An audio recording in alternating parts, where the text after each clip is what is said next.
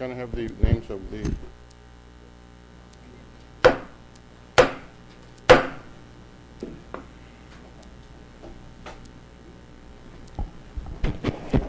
The 79th session of the Senate, in the second regular session of the 60th Congress, is hereby called to order.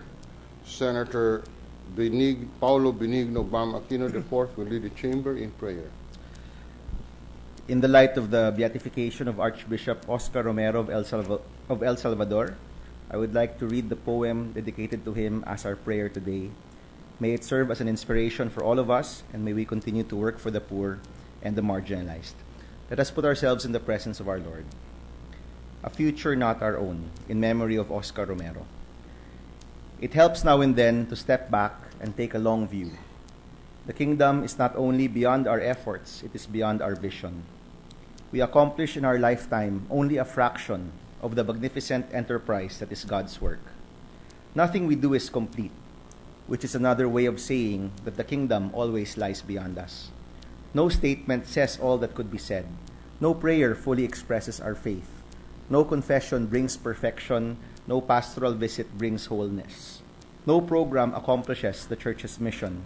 No set of goals and objectives include everything. This is what we are about.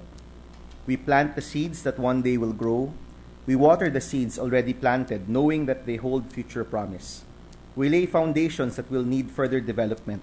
We provide yeast that produces effects far beyond our capabilities.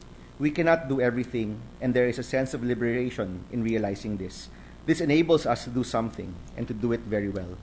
It may be incomplete, but it is a beginning, a step along the way, an opportunity for the Lord's grace to enter and do the rest. We may never see the end results, but that is the difference between the master builder and the worker. We are workers, not master builders, ministers, not messiahs. We are prophets of a future not our own. Amen. Amen.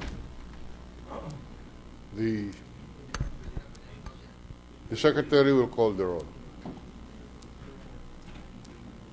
Roll call of members.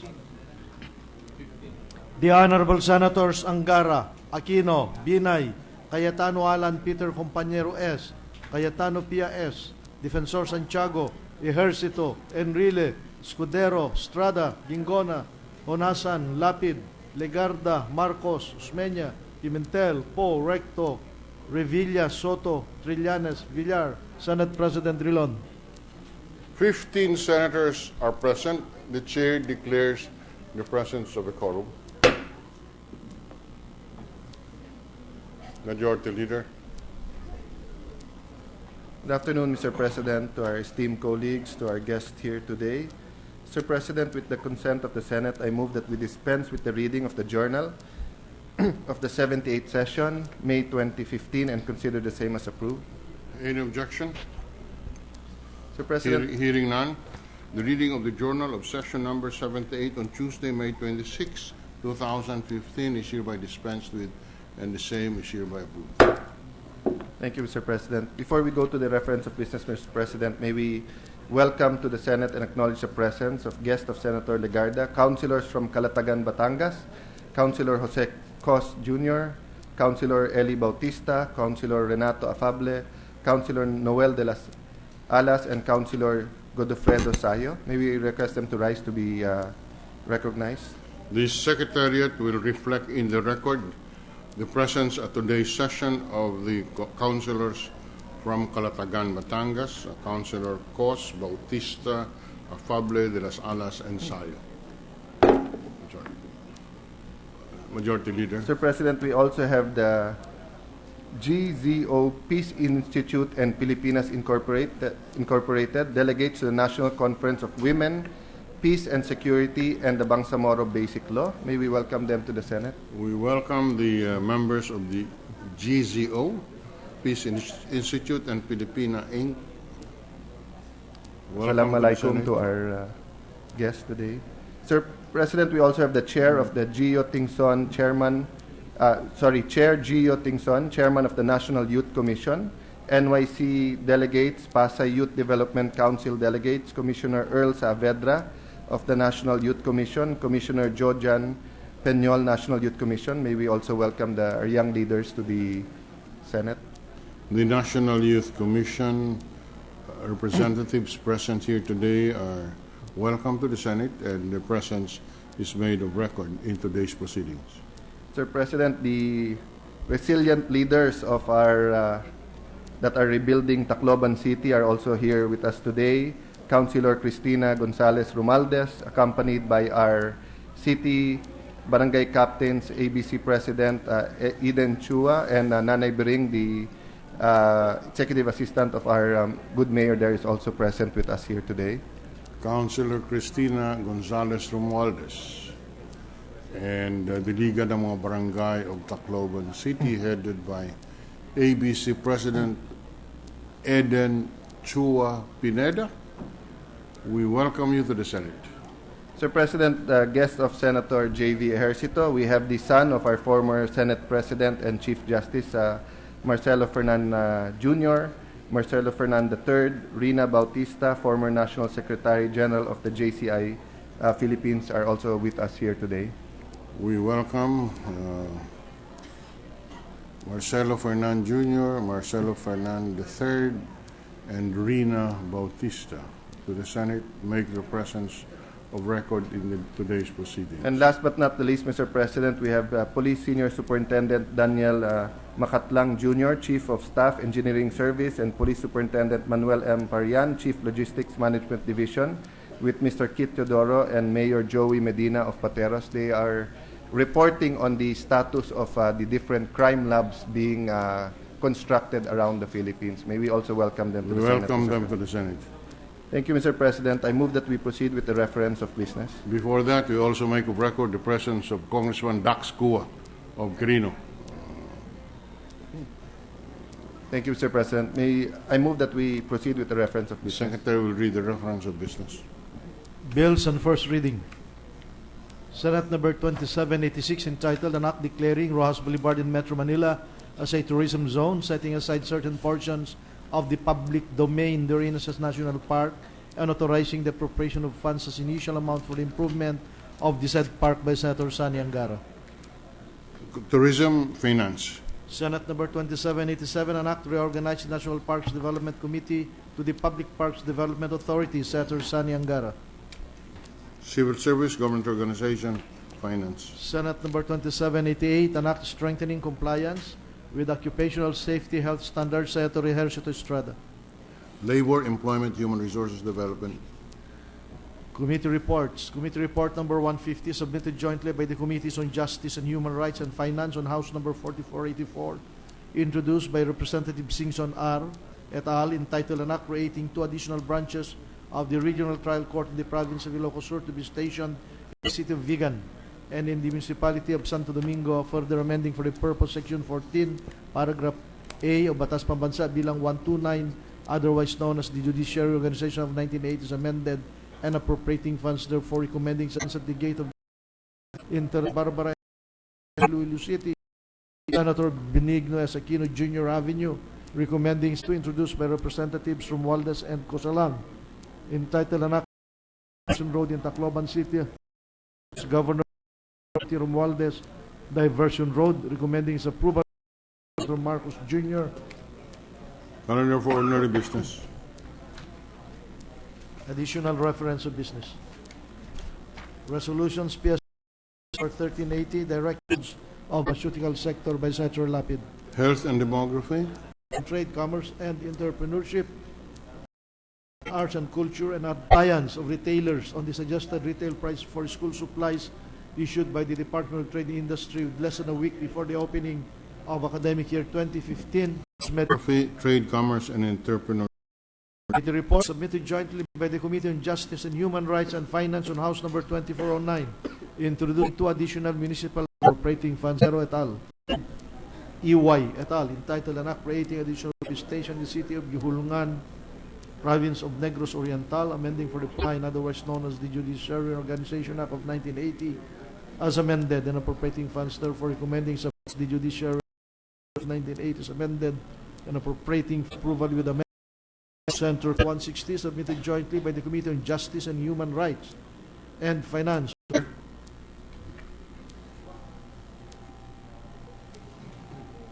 Ejercito Senator Ejercito, yes. And offices of the police, bureaus, and Of a Senate Bill 26 through the development and implementation of innovative uses of the Internet or other emerging technologies, primarily by creating a national infrastructure. amendment. Mr. Sponsor. Amendment. Next item is the Committee on Number 1, burst for all ICT projects or including constitutional offices, SUCs, and GOCCs. And number 2, the summary of information of each ICT project or activity regarding the use of the e-government fund, including the number of beneficiaries and an assessment of the project's fund utilization in accordance with the policies of this Act. The Rations Fund, to ensure the proper disbursement directives of the proposed bill, any use of the fund to support Mr. Sponsor, Mr. President. Action hearing. That's all, Mr. Sponsor, Mr. President, for the amendment. Senator Mr. President, since there were three succeeding sections according The leading sections accordingly. Approved. Any other Majority Leader?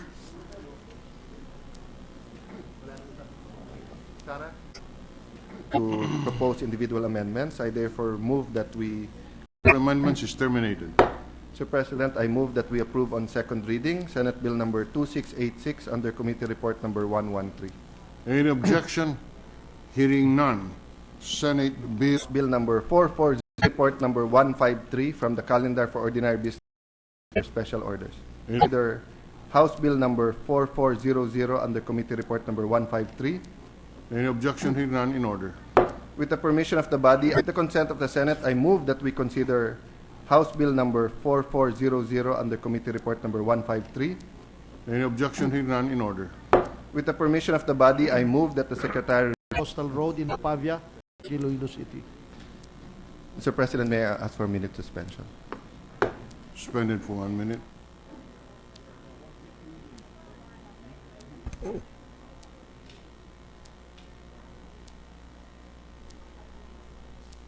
Must consider these three bills. I will do so.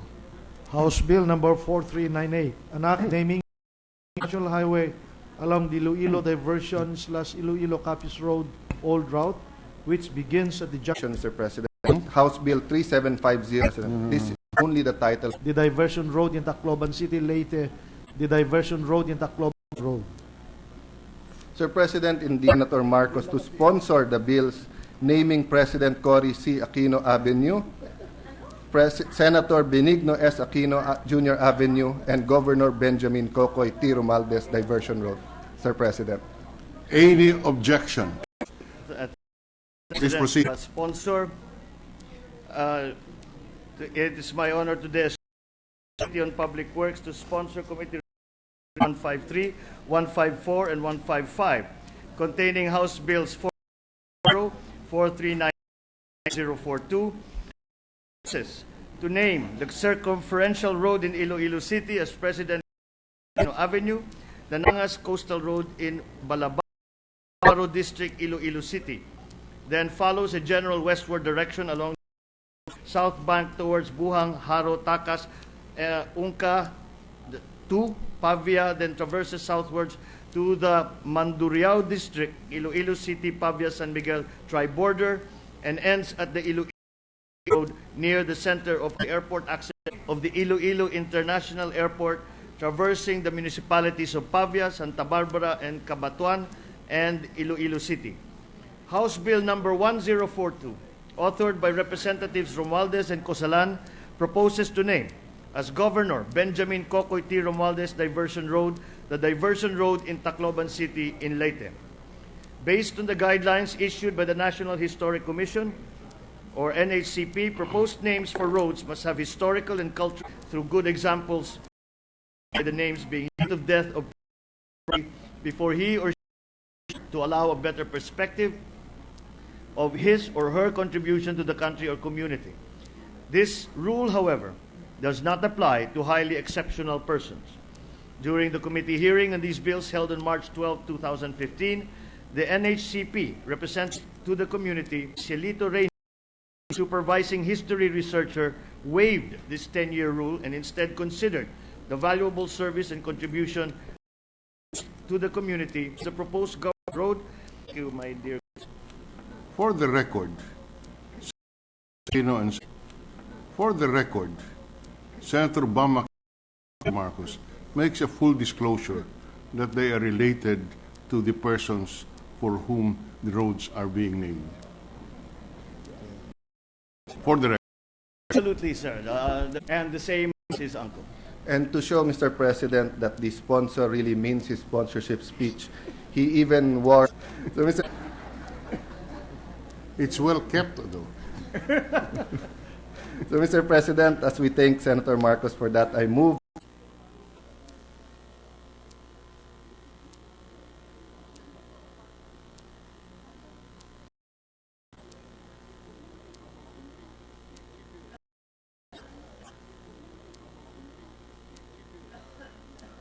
open the period of and debates for each and every one of the three bills. I will move to close first the. I move to close. I move to suspend consideration of.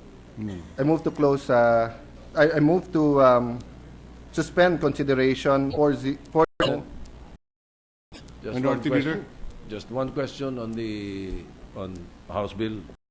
If you don't Please mind. proceed. Yes. Minority Leader.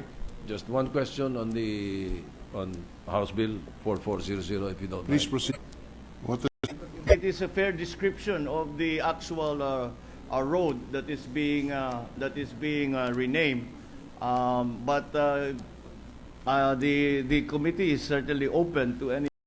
Thank you, Mr. President, Mr. Minority Leader, Mr. President. No senator said his or her intention to ask to interpolate. I thus move that we close the period for interpolation. so terminated. We open Yes, Mr. President, specific to House Bill, Mr. President, is in the title. In the title of the bill, change the name Cory to Corazon. Suggestion of the National Line with Historic Commission that we include the formal and full Noted. It's now opportune. than Cory. That is So noted. It's now opportune for the minority 1-minute suspension previously manifested on amendment to the title. We have Thank you. Mr. President, after reviewing Section 1, which is a description, a more precise description of what they want to do, I withdraw any proposed amendments. Let's keep the title as is so that it does not divert from any misinterpretation. Thank you, Mr. President. with that manifestation, Mr. President, I move that we close the period for amendments. period for amendment terminated. I move that we approve on second reading House Bill number 4400 under Committee Report 153. Any objection? Hearing none. So approved. Mr. President, with the consent of the Senate, I move that we consider House Bill 4398 under Committee Report 154. Any objection? Hearing none. Consideration measures in order. Mr. President, I move that we open the period for interpellations. Period for Proposed individual amendments, so I move that we close the period. amendment is terminated. I move that we approve on second reading House Bill 4398 under Committee Report number 154. Any objection? Hearing none. House Bill 4398 under Committee Report number 154 is approved on second reading. Thank you, Mr. President. With the consent of the Senate, I move that we consider House Bill 1042 under Committee Report 155. Consideration of the measure is in order. Mr. President, I move that we open the period for interpellation. Period for interpellation is in order.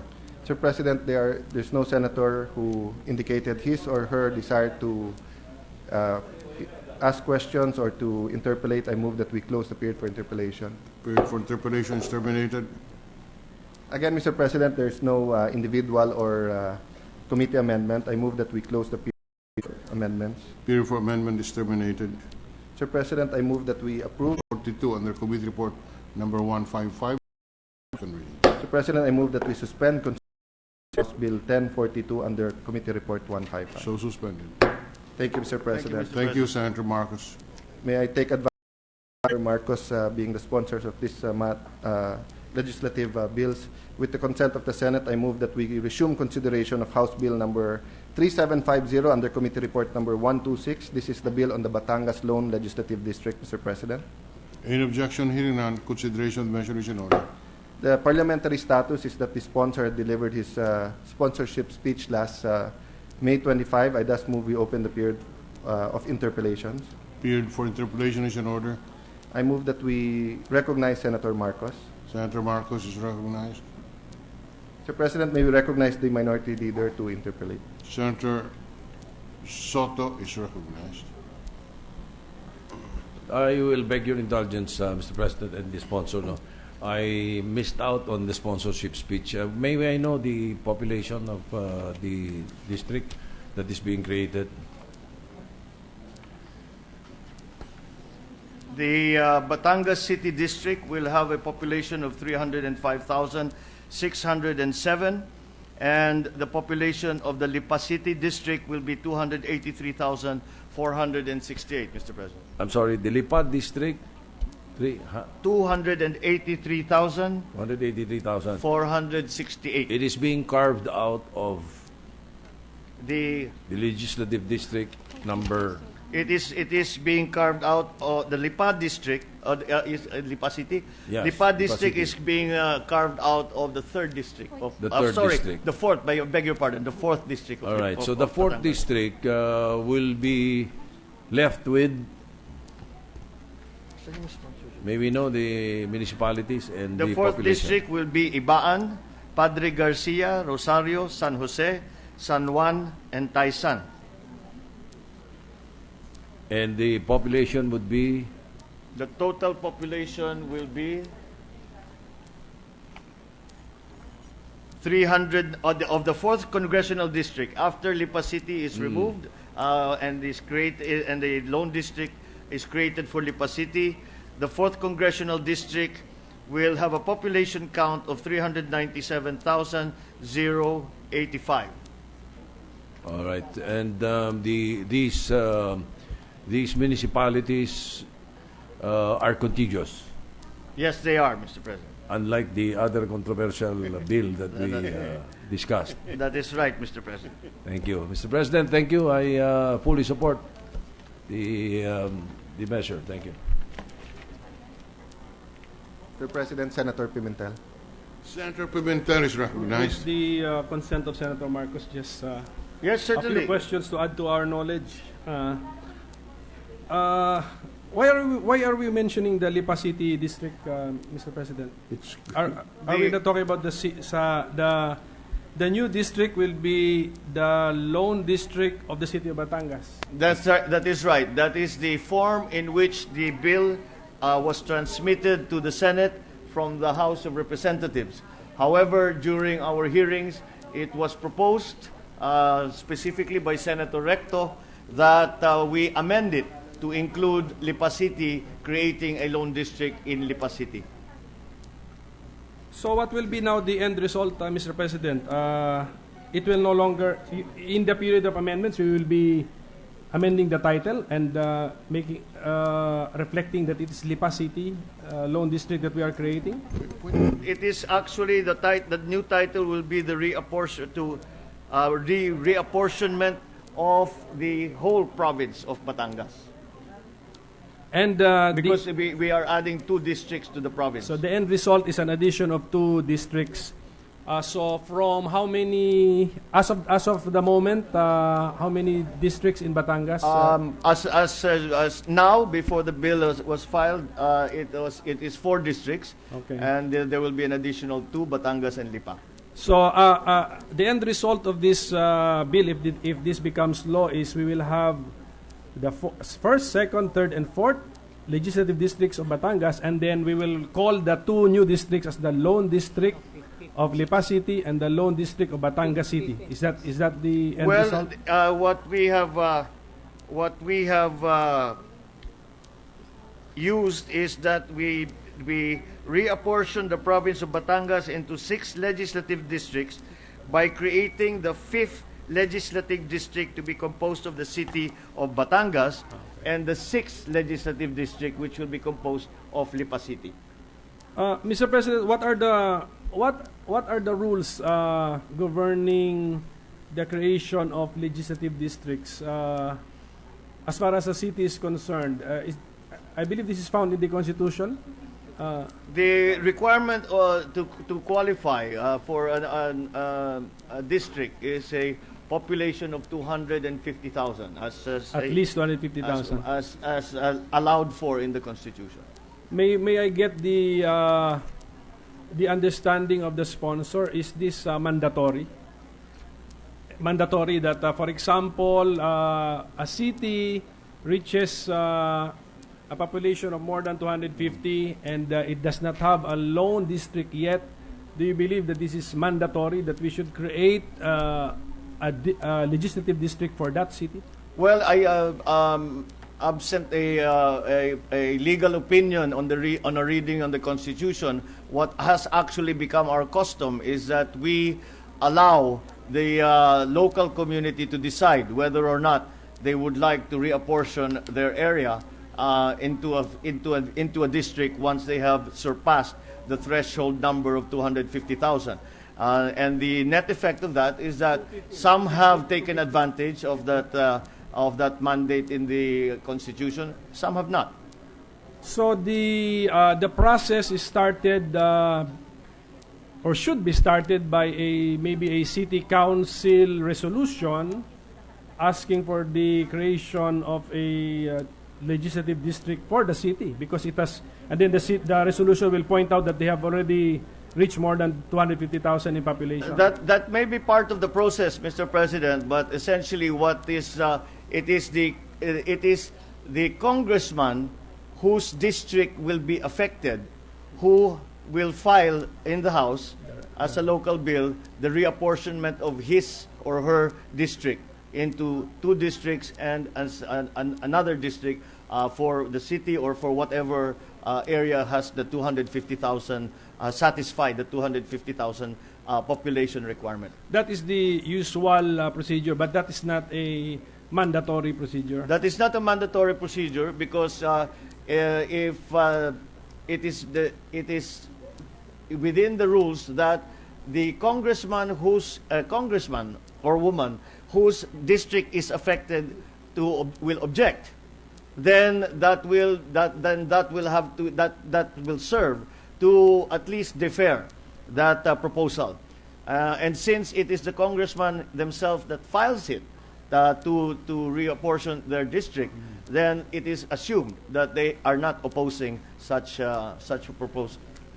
In this particular House bill, Mr. President, was such a procedure followed? Yes, that is exactly what happened here. The bills were filed in the bill to reapportion Batangas City was filed in the House and was transmitted to the Senate. And upon deliberation in our hearings in the Senate, the amendment was proposed to also create a district in Lipa City, hence reapportioning the entire Batangas province into 6 districts. As of the moment, do the 2 cities, Lipa and Batangas, belong to the same legislative district? No, they do not. So we could say that the idea, the bill to recognize the lone legislative district of Batangas followed the procedure you outlined. It was the congressman concerned who filed the bill. But we cannot say that there is a bill filed by the congressman concerned for the creation of Lipa City Lone District. There was no bill filed by the congressman of the 1st district. However, the congressman of the 1st district was invited to the hearings once the amendment was proposed, and he interposed no objection. May the chair intervene, just to clarify. This is the first time I am meeting this kind of a situation. But what we note is that the theory of the committee, of Senator Marcos' committee, is that this is a reapportionment of the entire province, Mr. of President. the entire province. That's right. In fact, the amendment now to the bill, as I can see from the committee report, is that the act shall be, it's now entitled, the act reapportioning the province of Batangas into 6 legislative districts. That is right, Mr. President. So it is a reapportionment measure that is presented by the committee. On the other hand, I recognize also the view of Senator Pimentel raising an issue the origination of the creation of a Lipa congressional district, which the original intention when it was filed in the House is that you create a congressional district of Batangas.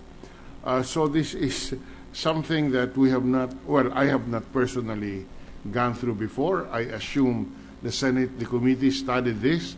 Senator Recto is smiling. I think this is his origination.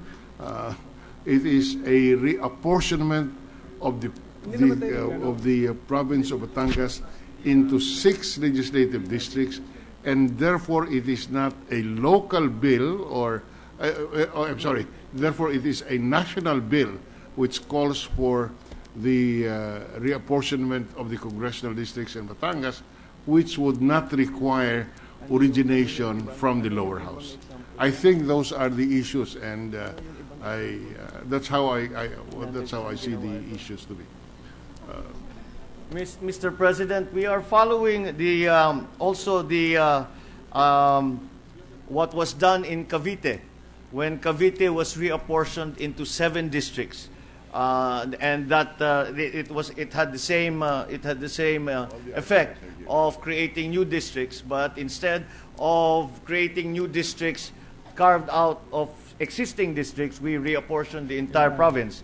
This is the same. This is what also we are doing here now. So you're saying, Mr. Sponsor, that this is not the first time that this is being done. There is a legislative precedent in our records to support this proposition. That is right, Mr. President. Republic Act number 9727 is an act reapportioning the province of Cavite into 7 legislative districts, where previously Cavite, I believe, had 4 legislative districts. But, Mr. President, but I want to make it clear that I am not objecting to the idea because the city is qualified. It's just for my education, because my next question actually is, are there cities also with populations of more than 250,000 which still do not have their own lone legislative district? So, because if there are, then Mr. the next step would be to also to equalize. Mr. President, there are many around the country, local government units, cities that have surpassed the threshold of 250,000 population, but have chosen not to create a district in those areas for whatever reasons. The local community has decided that having a single district is sufficient. That is why my question, Mr. President, is what is the document which proves to us that they have chosen the creation of a lone legislative district? What is it? Should there be a city council resolution speaking for and on behalf of the constituents? Or must it be the congressman who should do it? Well, in this particular case, there is a from the Sangguniang and the governor's office of Batangas. There has been they have filed a resolution requesting the House of Representatives and the Senate of the Philippines to pass a law adding 2 legislative districts to the existing 4 districts of the province of Batangas. So that is the initiative that was taken by the governor, who I understand is known to Senator Recto. If I may, Mr. President, Senator Recto in the case of is Batangas, recognized. yes, thank you very much. In the case of the province of Batangas, there are several resolutions. One of the Sangguniang Panlalawigan, supported by the provincial governor, the Sangguniang Bayan or the Council of the City of Lipa, Sangguniang Panlunsod, requesting for the creation of a legislative district, a lone legislative district in the City of Lipa, the 6 municipalities of the old 4th District, which I represented for 9 years as well, requesting that they be separated as well from the 4th District of Batangas. No objections from the representatives of both districts. The 2nd District, which is part of Batangas City being a part of the 2nd District, and that of the 4th District, again, which I represented for 9 years. The representative poses no objection as well. And let me remind also our colleagues that the Senate is not a rubber stamp. Local bills coming from the House may be amended by the Senate. And that has been proven to be constitutional by the Supreme Court in many instances, even with regard to tax issues. As you will recall, Mr. President, that the House passed before the expanded VAT. And the Senate did not only do the VAT, but amended the entire tax code, Mr. President. There are many jurisprudence also in the Supreme Court. To add to that, Mr. President, I have been handed a copy of Resolution number 191 of the Sangguniang Panlalawigan of Batangas. And the title reads, cordially requesting the House of Representatives and the Senate of the Philippines to pass a law adding 2 legislative districts to the existing 4 legislative districts of the province of Batangas. This is Resolution 191 dated May 16, 2014. Furthermore, there is also a resolution from the Office of the Sangguniang Panlunsod of the City of Lipa, Resolution number 219, a resolution requesting the Senate of the Philippines through Senate President Pro Tem the Honorable Ralph Recto and the Congressman of the province of Batangas at the House of Representatives to sponsor a bill creating the City of Lipa as a lone legislative district. So in the case of Lipa, at least, we have these communications and resolutions from the local Sanggunians. Just reacting to the manifestation of Senator Recto, Mr. President, I think he's correct. No, that is settled law already. The Senate can disagree with the House measure, can concur with amendments. Yeah, that is settled. No, you know why I'm asking this, Mr. President, is because the spirit of the Constitution says that when a city reaches more than 250,000 in population, it should have its own legislative district. And that is the spirit which we are following here in this measure.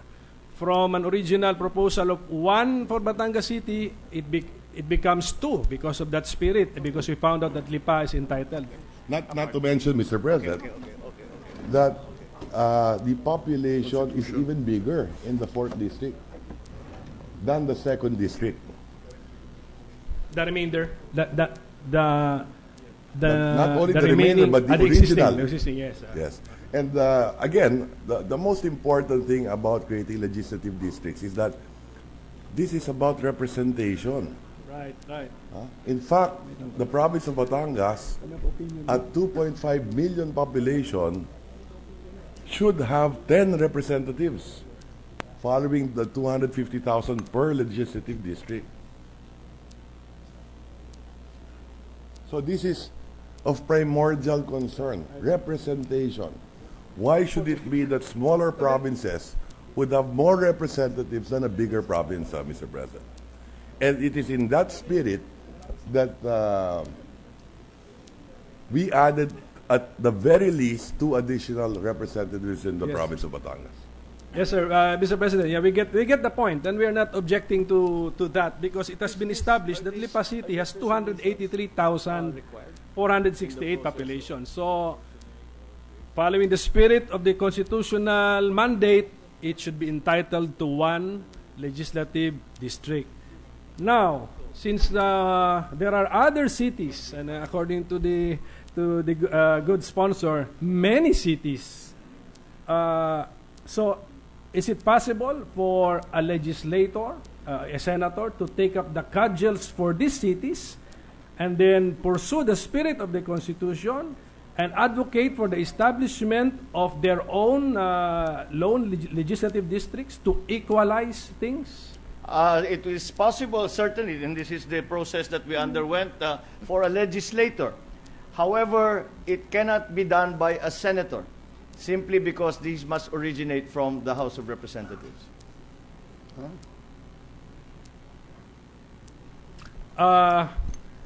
Okay, but a senator can probably file a bill, but it will be parked with the Committee on Rules to await a counterpart. We would still have to wait Yes, the okay. transmittal of a counterpart bill Yeah. from the House of But Representatives. the idea could come from a senator. He will look for the affected congressman, convince that congressman to sponsor it, and that should start the legislative process. Oh, certainly. That is the process that we have been following. As a matter of fact, the resolutions that I have read today from the province of Batangas and the city of Lipa are not actually requirements, but it is something that we look at nevertheless, so as to give us an indication of what is the sense of the community regarding the issue of creation of a district. May the chair intervene at this point? The chair entertains a different view that it must be a congressman who must file the bill. Because under Article 6, Section 5, Paragraph 4, it talks about reapportionment of legislative districts based on the standards provided in the Constitution. And precisely what the committee here has done is to reapportion. Yes. The province of the districts in the province of Batangas, which is consistent with the constitutional mandate. And therefore, I think the more precise answer is a reapportionment of the legislative districts can originate from the Senate, since this is not a local bill and can be initiated by the Senate, because it says, the Constitution says, within 3 years following the return of every consensus, the Congress shall make a reapportionment of the legislative districts based on the standards provided in this section. And this is what precisely the committee has done, to reapportion the legislative districts in the province. And if Senator Pimentel is minded to, he can file a reapportionment bill of any particular province. Of course, we have to caution that we must give due respect to the House of Representatives, because I don't think we would like to keep on increasing their numbers Yes. without their I stand corrected, Mr. President, but the reason that the custom has been to first go to the congressmen of the affected districts is that we cannot do the reapportionment if there is an objection from any of the from any congressman from any affected congressional district. If, for example, we are carving out a city like we are doing here from one district, and the sitting congressman of that district interposes an objection, then we cannot proceed. Well, we cannot proceed because the bill will not pass the House of Representatives. That is precisely right, sir. That is why. But as a matter of law, we can introduce the bill here. That's what this chair is proposing. Very well. Well, as I said, sir, I stand corrected. I assumed that it had to originate from the House, simply because I have not seen a Senate bill reapportioning the districts in any province. Again, I think that is why the custom has evolved that way. Is simply we still have, even if it originates in the Senate, we will still have to go to the House and defer to the opinions of the affected congressmen. Thank you, Senator Mar. Mr. President, just with the permission of the two gentlemen, if I may, Yes. because Senator Pimentel has been talking about for our education, may I just share with him and our colleagues the origins of the our Constitution is the American Constitution. And we copied from them the line that local bills and tax bills have to start from the House of Representatives. But the question is why? Because the framers of the U.S. Constitution were debating whether they will be giving equal numbers of congressmen and senators to every state. States like California and New York were saying, mas malaki kami. So dapat mas marami kaming congressman. Sabi naman po ng mga maliliit na states, like Iowa, di ba, and yung New Hampshire. Rhode Island, I think, is the Rhode smallest. Island, was saying, sandali lang, pare-pareho naman tayong state, pare-pareho tayong Amerikano, bakit naman mas marami kayo, no? So a compromise was reached. Each state shall have equal number of senators, 2 per state, but each state shall have congressmen in accordance with the number of their population. Now, as an additional concession to the states, sinabi po nila ngayon, sandali lang, pagka ang senador ang magtatax, baka naman yung tax hindi kaya nung aming local state kasi pwede kayo mag-federal state. So lugi naman kami kung ang California, ganito ang tax, ang Iowa, etc. No? So ang naging compromise nila, Mr. President, is that all tax bills and local bills manggagaling sa lower house. Ito po ang problema natin ngayon sa discussion natin. Sa United States of America po, yung apportionment of legislative districts is done at the state legislature and not at the federal government. So although we consider apportionment of legislative districts as a local bill, in the U.S. where we copied it from, the U.S. Congress does not deal with that. That's why kung magkalaban nga minsan yung federal congressman o United States congressman at yung local legislature or yung senator, walang kamalay-malay or walang magawa ang congressman o senador, pwedeng ibahin yung distrito niya as long as they meet the requirement. So, Mr. President, I think what the gentleman from Taguig is referring to is the redistricting. Yes. Because they do not add the numbers of congressmen. Yes. The redistricting is the definition of where the district is. That's right. Which towns belong, and this is done Yeah. periodically in the United States in different states. Yes. So that is what has to originate from Yes. the local. So my the point, local Mr. Sangguniang. President, is that although we consider it a local bill under our Constitution, and the U.S. talks about local bills, it's two different things because the reapportionment in the U.S. is done there. So to just give my 2 cents worth, no, in the question of Senator Pimentel, can a senator, for example, today, can I go up to Senator Recto and say, pasensya na, no, but I feel differently about Batangas, and I think you should have 2 instead of 1 additional seats, and they do qualify. I name another city, for example, with 250,000. Yes, I can do that. Yes, we can do that. Yeah. The problem is the BICAM. Will the congressmen now accept our version of the reapportionment given that they represent their province? No? So just like any other bill, my interpretation is that under the Supreme Court ruling that the BICAM is a third chamber and the BICAM can even come up with a completely different version, meaning the BICAM can say, just a minute, to compromise, 3 additional yan instead of 1 or 2, as long as we meet the constitutional requirements. So that's my 2 cents worth, sir. So actually, where it originated from is more theoretical because we will not reach BICAM unless both houses pass their version. But out of committee, out of respect, we usually follow the lower house because sila po yung nandun talaga. That's my understanding, Mr. President. Thank you. Yes, I think as the chair has read it to us in the rules, it is clear now, at least to me, that yes, it may originate from the Senate, but eventually we still have to go back to the congressmen and get their support for any proposal, and that's why I suppose in the interest of economy of proceedings in our system, that we get that support from the congressman or the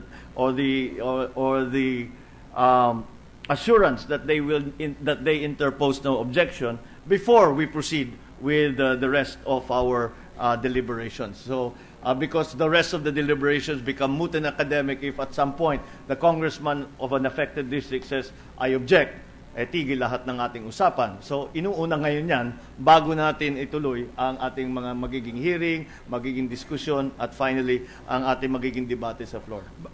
But if this measure is being justified under a reapportionment of the legislative districts of the province, did all the incumbent congressmen of Batangas appear during the hearing? As a matter of fact, they did. All? I thought only two appeared. No, they were the two that were affected were there, but I think as a show of support and to show the unified front of the province of Batangas, not only from the legislators but also including the local executives, the governors and the mayors. Many of them, in fact, I believe all the congressmen were asked to make comments during the hearings, and again, they strongly supported this measure. Anyway, this measure will also have to hurdle the BICAM. That's Right. correct. That is right. That is right, Mr. President. We will have to go to BICAM, and but there is an informal. We have an informal agreement that in the BICAM that the reapportionment as written in the Senate bill will be adopted. Okay. If the House adopts the Senate version, there should be no problem. That is that is the effect of the senator from Batangas's moral suasion on the congressman of Batangas. Well, Mr. President, I started the interpellation so that I will be educated about this issue. So I will just ask the sponsor for the list of cities which have more than 250,000 in population, so that in the spirit of the representation mandated by the Constitution, then maybe we can tickle some of their local leaders to the idea that they are also entitled to one. Just like Lipa. Swerte lang po ng Lipa, meron silang masigasig na senador na nandito po sa Senado at very attentive, very alert. Nakita niya di Chandor na nandito po sa Senado at very attentive, very alert. Nakita niya di Chan. So, maybe some of us can take up the cudgels for these cities which are not yet properly represented in Congress pursuant to the spirit seat in a province. Walang problema sa province, doon lang po sa city. We are 100 million population, and if we create all this, take that to its logical conclusion. We are 100 million population, and if we create all districts, we will that qualify because of their 250,000 population. That the districts will the upper limit of the number of districts is 250. In the Constitution, unless otherwise stated in law, that the districts will the national districts and party list congressmen. To bring us a total to 289. 289. But of course, my interpretation there, Mr. President, is the law which creates the legislative district allows now the total to be adjusted.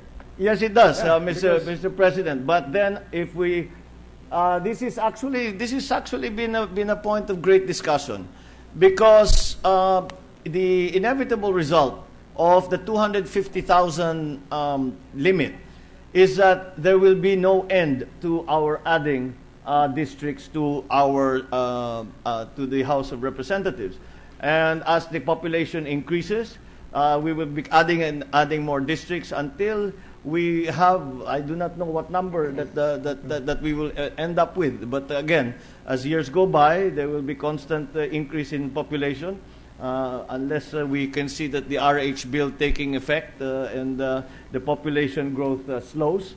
But absent that, that will be the effect of removing the upper limit in terms of the number of districts. But at any rate, it is my understanding that is the at least the spirit of the 1987 Constitution. Quite so, Mr. President. And for the information of our colleague, Senator Gingona and I have filed a resolution calling for a review of the 1987 Constitution. Very well, maybe Mr. it's President. time. It would be very welcome that we revisit this particular provision, and we perhaps can take the lead from other more developed democracies in around the world, wherein if we look at the members of parliament in the UK, it is a fixed number. If we look at the members of the House of Representatives in the United States, it's a fixed number. And all of the other parliaments that we have looked at and studied, the number of members is constant. It is, I cannot think of another example other than the Philippines, where the number of congressional districts or congressional districts or seats in the legislature continuously increase. Parang tayo lang ang gumagawa nito. And I think that, again, the discussion would be most welcome, and what conclusions we arrive at be incorporated and enshrined in the amended Constitution as the gentleman has proposed. I'd like to thank the sponsor, Mr. President, for answering my questions, and thank you for for the time that you've given us. Thank you. Thank you. Thank you. Thank you, Senator Pimentel.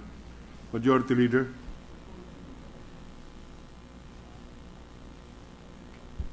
Mr. President, there's no other senator has indicated his or her desire to interpolate. I move that we close the period for interpolations. Period for interpolation is terminated. Mr. President, I move that we open the period for amendments. Period for amendment is in order. Mr. President, the sponsors indicated that there are no committee amendments. No, there are. It's in the committee report. Sorry, Mr. President, we stand correct. I'm sorry, Mr. President. There are in fact some amendments that we would like to introduce as committee amendments. The committee amendments are in order. There are committee amendments proposed in the committee report. May I proceed, Mr. President? Please proceed. Thank you, Mr. President. Section 1 of House Bill number 3750 is amended to read as follows. Section 1. The province of Batangas is hereby reapportioned into 6 legislative districts to commence in the next national and local elections. After the effectivity of this act, each district will be composed of the following. A. First Legislative District. The municipalities that comprise the current First Legislative District of the province of Batangas shall remain in its composition. 1. Balayan. 2. Calaca. 3. Calatagan. 4. Lemery. 5. Lian. 6. Nasugbu. 7. Taal. And 8. Tuig. B. Second Legislative District. The Second Legislative District of the province of Batangas shall be composed of the following municipalities. Bawan. 1. Bawan. 2. Lobo. 3. Mabini. 4. San Luis. 5. San Pascual. 6. Tingloy. C. Third Legislative District. The city and municipalities that comprise the current Third Legislative District of the province of Batangas shall remain in its composition, to wit: 1. Tanawan City. 2. Agoncillo. 3. Alitagtag. 4. Balete. 5. Cuenca. 6. Laurel. 7. Malvar. 8. Mataas na Kahoy. 9. San Nicolas. 10. Santa Teresita. 11. Santo Tomas. 12. Talisay. D. Fourth Legislative District. The Fourth Legislative District of the province of Batangas shall be composed of the following municipalities. 1. Ibaan. 2. Padre Garcia. 3. Rosario. 4. San Jose. 5. San Juan. 6. Taisan. E. The Fifth Legislative District. The Fifth Legislative District of the province of Batangas shall be composed of the city of Batangas. F. Sixth Legislative District. The Sixth Legislative District of the province of Batangas shall be composed of the city of Lipa. So moved, Mr. President. Any objection? Hearing none, approved. Section 2 of House Bill number 3750 is hereby amended to read as follows. Section 2. Incumbent Representatives. The incumbent representatives of the 2nd and 4th legislative districts of the province of Batangas shall continue to represent the city of Batangas and the city of Lipa respectively until the new representatives of the 5th and 6th legislative districts shall have been elected and qualified. So moved, Mr. President. Any objection? Hearing none, approved. The title of the bill is hereby amended to read as follows. An act reapportioning the province of Batangas into 6 legislative districts. So moved, Mr. President. Any objection? Hearing none, approved. Majority Leader.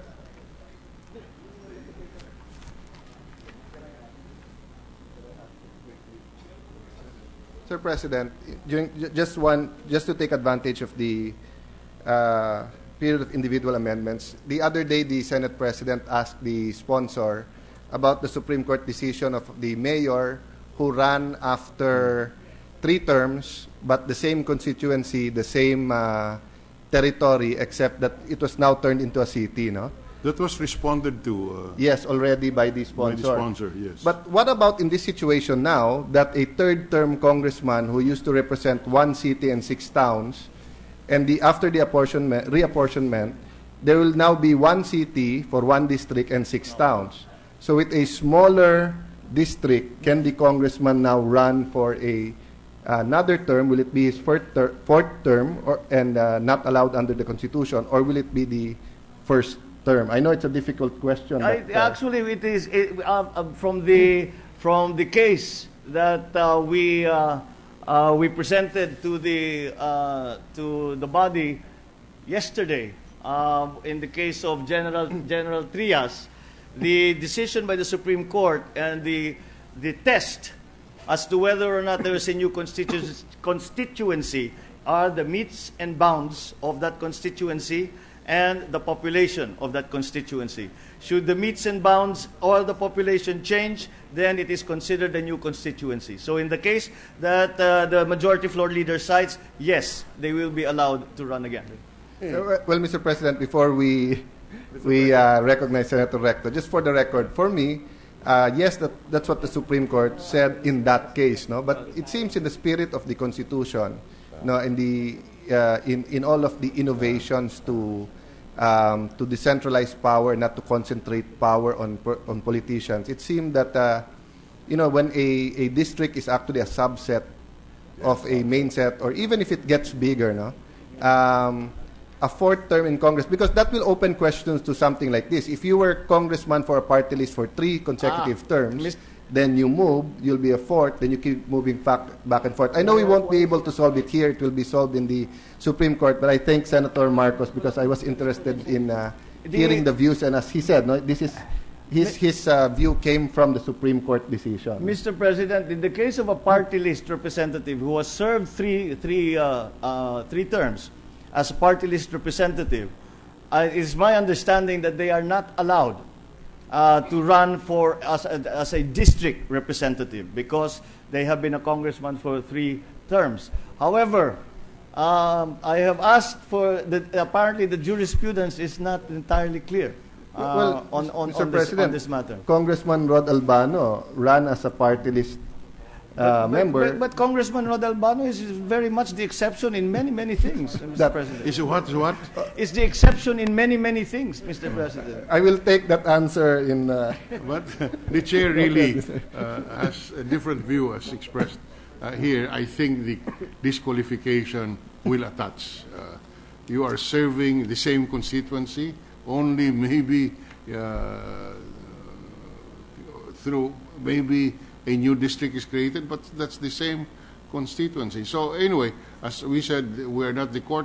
Subsequently, this will be raised, and this is an open question to the mind of the chair, and I'm not aware of any decided case on this point. And unfortunately, Mr. President, the court is not allowed to give advisory opinion, so the case will have to be ripe for judicial adjudication before we get a final answer on that. But let me thank the sponsor, Senator Marcos, who we badgered with many legal questions. No badgering involved, Mr. President. I'm quite happy to answer all your questions. Thank you. Mr. President, there are no other senator has indicated his or her intention to propose individual amendments. I move that we close the period for individual amendments. Period for committee amendments and individual amendments is hereby terminated. Sir President, I move that we approve on second reading House Bill number 3750 under Committee Report number 126. Any objection? Hearing none.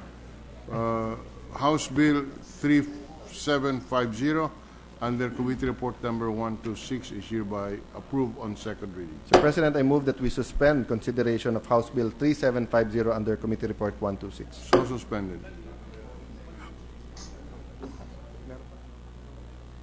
Sir President, I move that we proceed with the second additional reference of business. The Secretary will read the second additional reference of business. Committee report.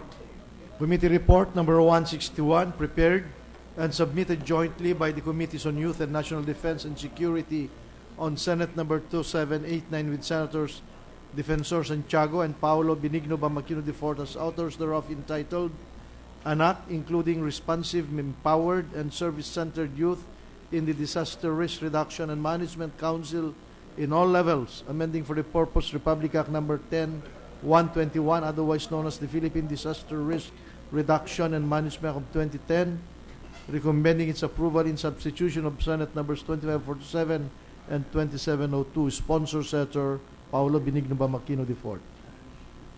Mr. President, I move that we To the transfer. calendar for ordinary business. Sorry, Mr. President, I move that we transfer Senate Bill number 2789 under Committee Report 161 from the calendar for ordinary business to the calendar for special orders. So transferred. With the consent of our colleagues of the Senate, I move that we consider Senate Bill number 2789 under Committee Report 161. Any objection? Hearing none. Consideration of the measure is in order. I move that the Secretary read only the title of the measure with the permission of the body, Mr. President. The Secretary is directed to do so.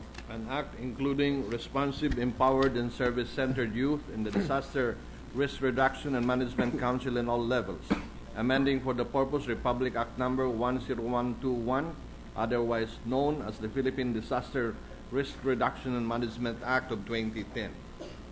Sir President, I move that we recognize Senator Aquino to sponsor the said measure. Senator Aquino is recognized. Thank you very much, Mr. President, Majority Floor Leader. Good afternoon, dear colleagues, mga kaibigan, mga kababayan, magandang hapon sa ating lahat. It is my great privilege to stand before you today in support of the institutionalization of youth participation in our country's National Disaster Risk Reduction and Management Council, or NDRRMC, as I sponsor the Responsive, Empowered, and Service-Centric Youth, or ResCUth Act of 2015, also known as Senate Bill number 2789, under Committee Report number 161, entitled An Act Including the National Youth Commission Chairperson as a member of the National Disaster Risk Reduction and Management Council, amending for the purpose Republic Act 10121, otherwise known as the Philippine Disaster Risk Reduction and Management Act of 2010. My dear colleagues, our beloved country is one of the most vulnerable nations to the threat of climate change. According to the Long-Term Climate Risk Index, which ranks countries affected by extreme weather events, the Philippines, unfortunately, ranked 5th in the world. And in the 2013 Climate Risk Index, or CRI, our country is ranked the number 1 most affected, with over $24 billion in losses that year. As we all know, in 2013, Typhoon Yolanda, or Haiyan, the deadliest typhoon in our history, affected over 14 million people and took thousands of lives in eastern Visayas. To this day, we are still trying to recover from that tragedy.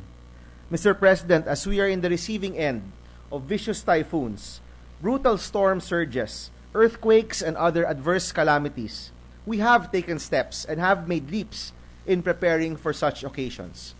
We have the Department of Science and Technology Nationwide Operational Assessment of Hazards, or Project NOAA, led by our very own world-renowned scientist, Dr. Mahar Lagmay. Just last week, the PHIVOX, or the Philippine Institute for Volcanology and Seismology, released the Valley Fault Atlas, containing large-scale maps of the areas traversed by the West Valley Fault, which should be a starting point in preparing for a potential earthquake in Metro Manila. The NDRRMC has also released the National Disaster Risk Reduction and Management Plan for 2011 to 2028, which identifies the capacities we need to develop and the roadmap we need to follow in order to become truly resilient in the face of catastrophe. This plan not only focuses on preparedness and response, but also on prevention and rehabilitation before and after a crisis. Moreover, we are seeing movements on the ground. National agencies, local government units, and the private sector have all constantly coordinated to be better prepared for disasters by educating our fellow Filipinos, acquiring more equipment for rescue and first aid, and institutionalizing relief operations and quick response teams, among other efforts. And not surprisingly, Mr. President, the youth is playing a vital role in our pursuit for overall disaster resilience. They have served as a beacon of hope and a catalyst of action. Student councils lead schools to become depositories of donations and efficient centers for packing and deployment of relief goods, never running out of willing volunteers. In addition, social media turns from a platform of selfies into a nerve center for information, tips, and news monitoring during typhoons, earthquakes, and volcanic movements. Mr. President, our youth organizations have also created innovative solutions to help their communities become more resilient, more adaptive to our changing climate.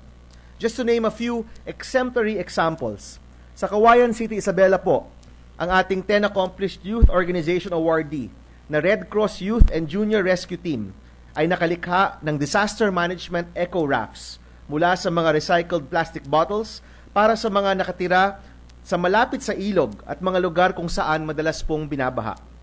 Tuwing may bagyo at umakyat ang tubig, ginagamit po ang mga eco raft na ito ng mga pamilya roon upang makaligtas sa sakuna. Mahalaga po na may alam at kasanayan ng ating mga kababayan sa basic life support, first aid training at rescue operations, lalo na sa panahon ng kapahamakan. Naranasan po ito mismo ng Hayag Youth Organization ng Ormoc, Leyte. Isang araw po, ang mga kaibigan po natin sa Hayag Youth Organization nasa isang mangrove planting activity at biglang tumaob ang kanilang bangka.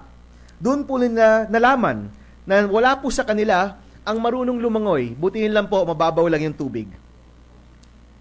Kaya nung araw pong yon, naisip po nila na gumawa ng isang programa, ang Swim for Safety or Langoy para sa Kaluwasan.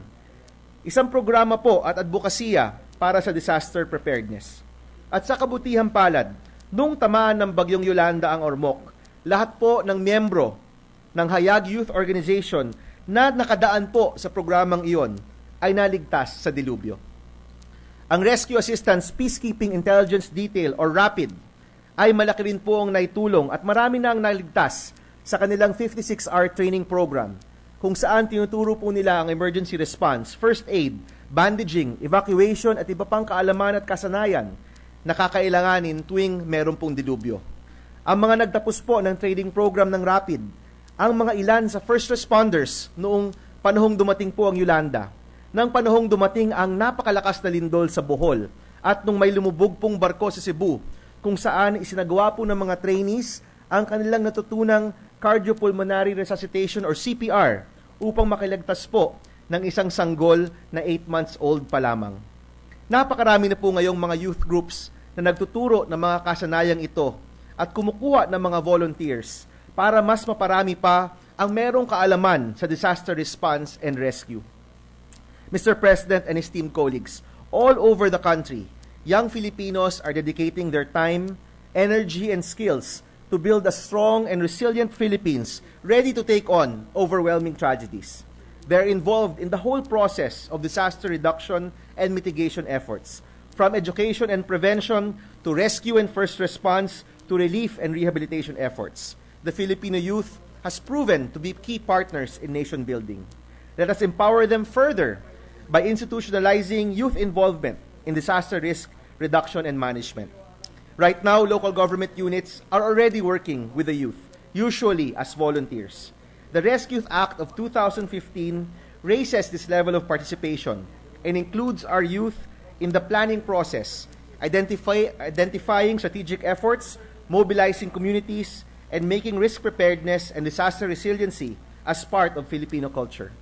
This act includes the National Youth Commission Chairman in the NDRRMC and subsequently involves youth representatives in the local levels by their inclusion in the regional, provincial, city, municipal, and barangay disaster coordinating councils.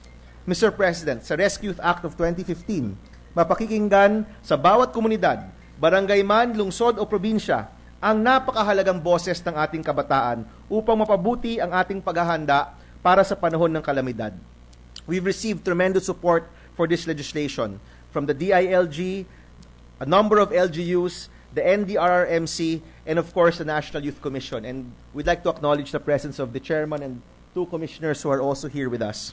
Our stakeholders acknowledge the value of involving the youth in disaster risk reduction from the planning stage all the way down to the execution stage. The NDRRMC, government agencies, local government units, schools, disaster management units, scientists, members of the academe, local businesses, the private sector, youth volunteers and youth groups, all of us together can make significant progress in our country's ability to face calamity head-on. It is entrusting each other's abilities and uniting all sectors, including the youth, especially the youth, that we can develop a Philippines that is truly well-informed, incredibly prepared, and exceptionally resistant and resilient to disaster. Let's formally enlist our bright, impassioned, determined, resourceful, and brave young Filipinos by passing the Rescue Act of 2015. Magandang hapon po sa ating lahat. Maraming salamat at mabuhay po ang kabataang Pilipino. Thank you very much. Thank you, Senator Bam Aquino, the Majority Leader.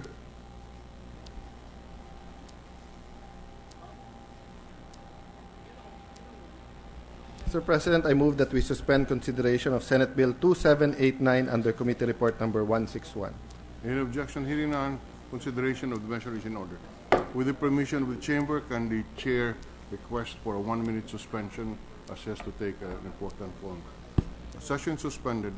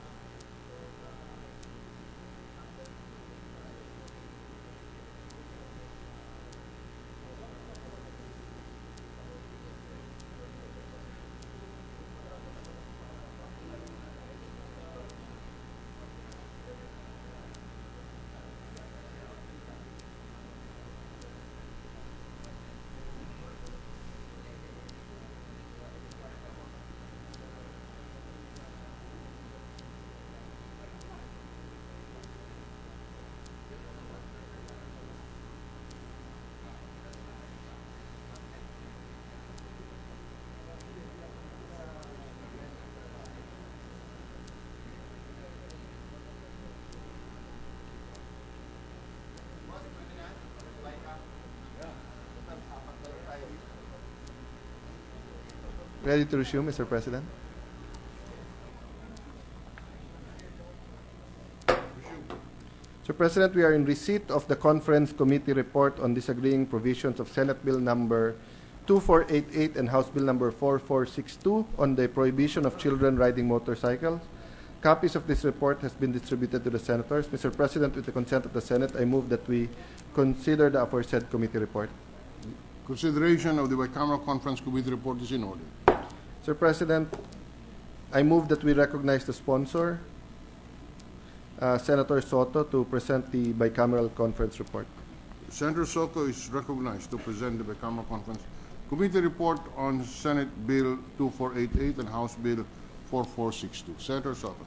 Thank you, Mr. President. It is my honor and pleasure to present to the body the joint explanation of the Conference Committee on the disagreeing provisions of Senate Bill 2488 and House Bill number 4462. With the consent of the Chamber, I would just like to submit the contents of the Conference Committee joint explanation and perhaps highlight the fact that first, the Senate version was used as the working draft, and there were merely two sections that were merged. Most of the Senate version sections were retained. The two are the prohibition, the Section 4 prohibition, wherein we agreed that it shall be as Section 4 prohibition. It shall be unlawful for any person to drive a two-wheeled motorcycle with a child on board on public roads where there is heavy volume of vehicles, there is high density of fast-moving vehicles, or where a speed limit of more than 60 kilometers per hour is imposed, unless the child passenger can comfortably reach his feet on the standard foot peg of the motorcycle. B, the child's arm can reach around and grasp the waist of the motorcycle rider. And C, the child is wearing a standard protective helmet referred to under Republic Act 10054, otherwise known as the Motorcycle Helmet Act of 2009. You will notice that this is more or less what is contained in the Senate version. And then the section on penalties, we agreed to retain the penalties imposed by the House, which is slightly lower than what the Senate has approved. So with this, and as I submit the joint explanation, Mr. President, perhaps the Majority Leader may move for the ratification.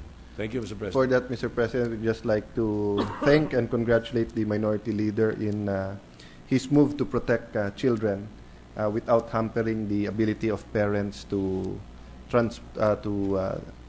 transport or to bring their children to school, to work, etc. But he has in mind really the accidents that are happening, and the children are usually the victims. So let us congratulate on that. On that note, Mr. President, I move that we adopt the Conference Committee report on disagreeing provisions of Senate Bill number 2488 and House Bill 4462 on the prohibition of children riding motorcycles. Any objection? The chair hears none. The joint explanation of the Conference Committee on the disagreeing provisions of Senate Bill 2488 and House Bill 4462 is hereby adopted. With the consent of the Senate, I move that we resume consideration of House Bill number 4537 under Committee Report 77. This is the bill on granting Philippine citizenship to Peter Leslie Wallace, Mr. President. Any objection? Hearing none, consideration of the measure is in order. Mr. President, the parliamentary status is that we are in the period of interpellation. I thus move that we recognize the sponsor, Senator Pimentel. Senator Pimentel is recognized. Sir President, may we also recognize the Minority Leader? The Minority Leader is recognized.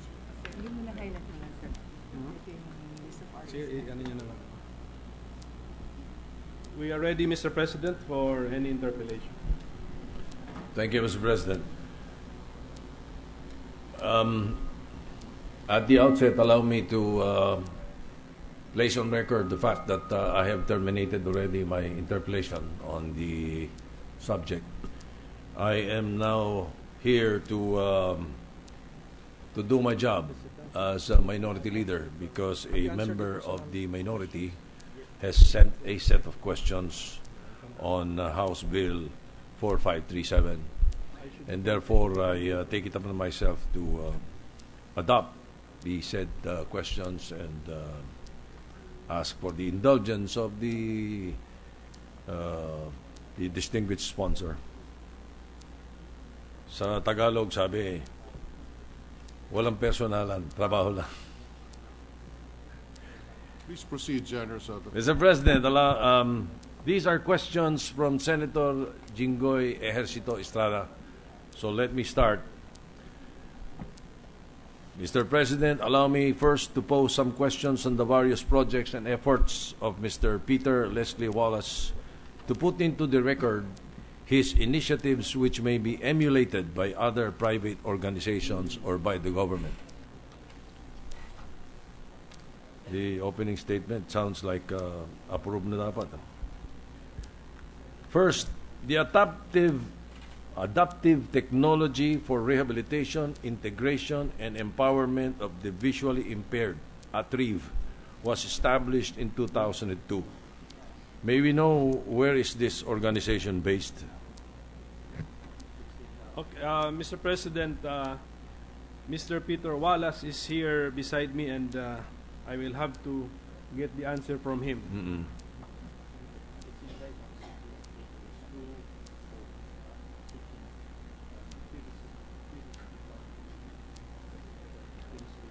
It's an organization. The organization is based in. It's an educational organization based in Quezon City, which teaches blind children to use the computer. So, in effect, computer skills for blind children. And at the same time, the ultimate purpose is to help them find jobs. All right. Is this organization supported by the government, local or national, Mr. President? It is not, Mr. President. So when did Mr. Wallace become involved in ATRIV, if I may call it that, ATRIEV? Yes, sir. It's ATRIEV. ATRIV. Yes. When?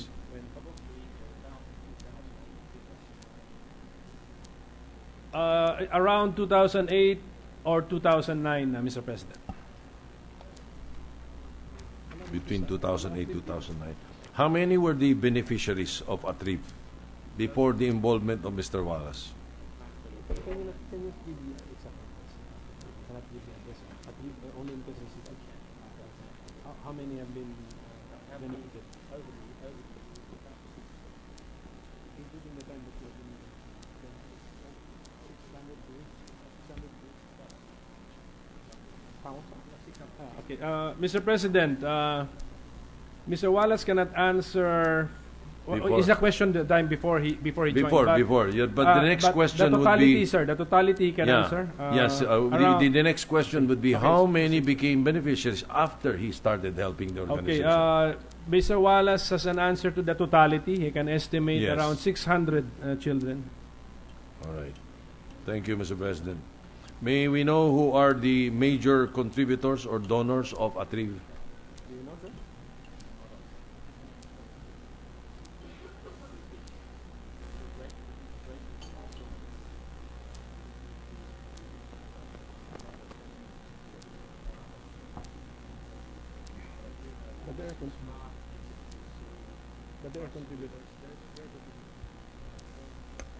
Okay, Mr. Wallace is not in a position to enumerate all, but he remembers among the big companies, Smart has helped, HSBC, what is it? Cytel, Price Solutions Philippines, and of course, from themselves, and then expenses of ATRIV are also answered by tuition. It's a tuition fee because some of the students pay tuition fee. Those, especially those who can afford. All right.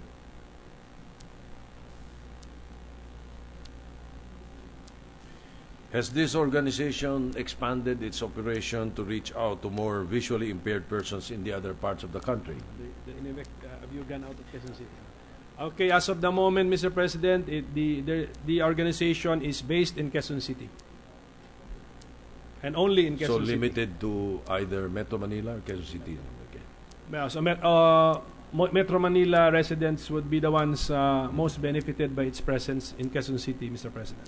Mr. Wallace, together with his wife, established the Caliraya Lake Conservation Society in 1999.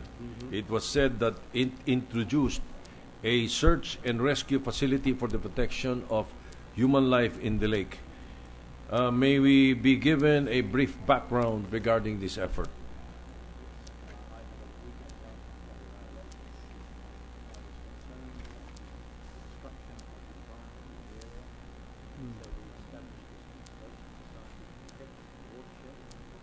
Okay. Right. Because Mr. Wallace and his wife have a residence in a house in Caliraya, in that area called Caliraya, and so because of this exposure to the area, he became concerned about the protection of the lake and the watershed. That's why he founded the Caliraya Lake Conservation Society. And to protect the lake, the watershed of Lake Caliraya, and to stop illegal logging activities, if any. Related, and according to Mr. Wallace, there were. Yeah. Related to this, it was mentioned by Mr. Wallace himself during the committee hearing that he helped the military battalion in Caliraya by building the water systems, installing electricity, and building the barracks for them. In sum, the question goes, how much did he spend for all these facilities? Are they not provided by the AFP budget?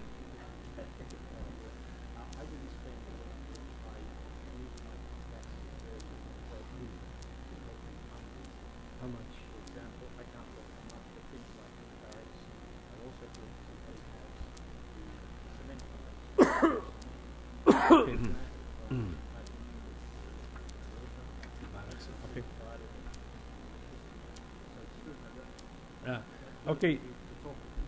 The answer is that personally, from his own pocket, the amount has been minimal, but he has been tapping his contacts and his friends, and they have built, through his efforts, a barracks and 2 helipads, and the water system. But all through Bayanihan system, where a lot of other personalities were helping him. And not provided by the AFP budget? No. No. So are these facilities still operational at present? Yes, sir, they are. So does Mr. Wallace continue to spend for the maintenance of the said facilities?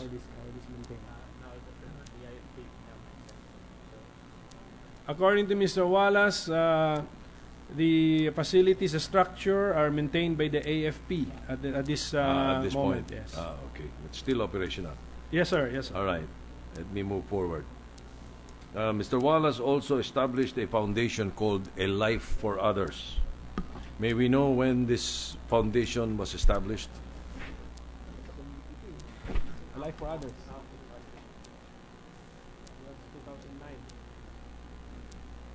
A Life for Others was established after Typhoon Ondoy. And if I still remember Typhoon Ondoy, that would have been October 2009. Tama? September, October 2009. Yeah. All right. The foundation gives a generous amount to the families of the soldiers who died helping others. That is correct, sir. All right. What is the major source of funding, local or international?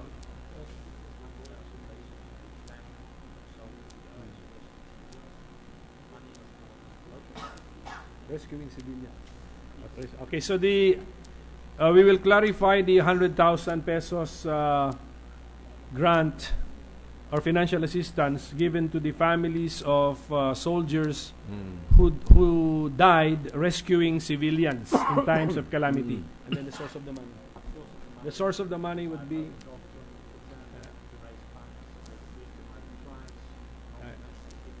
Okay. Right. So the source of the funds would be the traditional fundraising activities like golf tournaments and then approaching his clients for donations, Mr. President. All right. How many families have benefited from this assistance as of this date, Mr. President?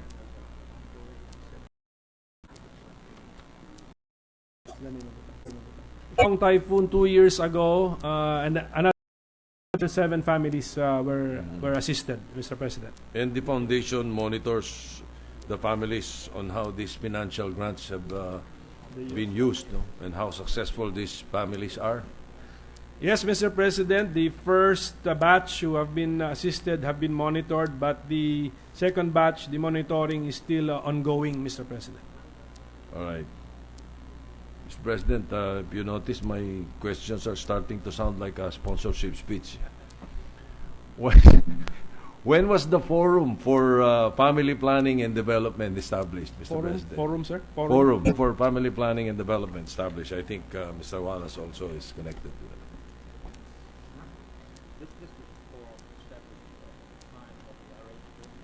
RH bill debate. When was that? Okay.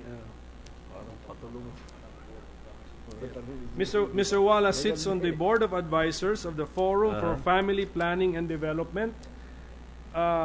He has forgotten the exact date when this was formed, this forum was organized, but he did not put it up. He did not put it up, but right. he remembers this being formed at the time of the start of the debates on the RH bill. All right. So the good senator must know when the debate started. Yes. When was this? Sometime in 19 Mr. Okay. President. So, what are the initiatives and so far the achievements of this organization, Mr. President? Of the forum, what yes. are part of the major thrust of this organization?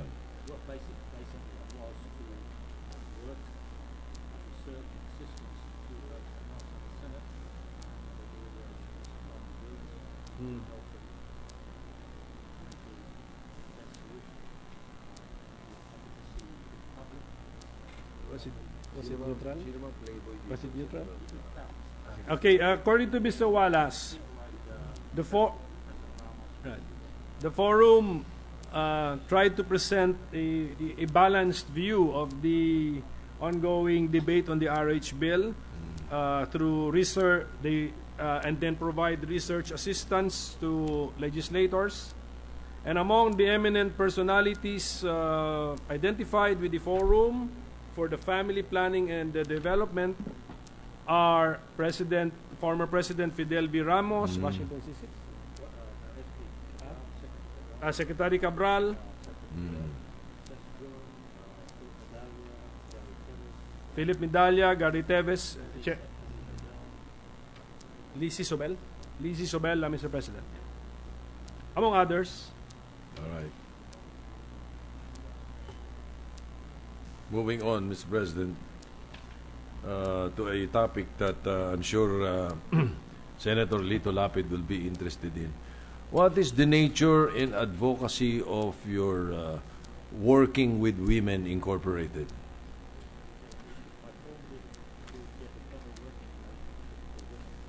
May we know when was this established?